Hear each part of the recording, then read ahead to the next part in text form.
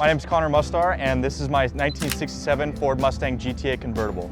This car has been in our family since 1997. It was bought from a teenager, about 18 years old, that drove it through high school. He blew up the original motor, lit a fire on top of the engine, he moved the battery to the back, the typical teenager stuff.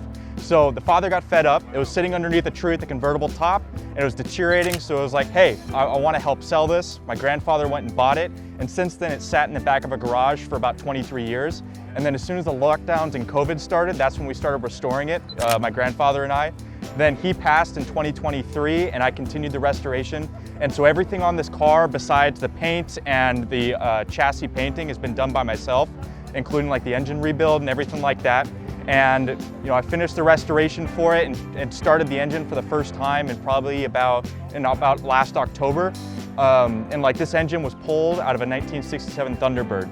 And so for future plans for this car, it's mainly just going to be a show car. It's keeping it. It's a memory for my grandfather and I, our last major project we worked on together. And it's something that I'm probably never gonna, not probably, I will never get rid of.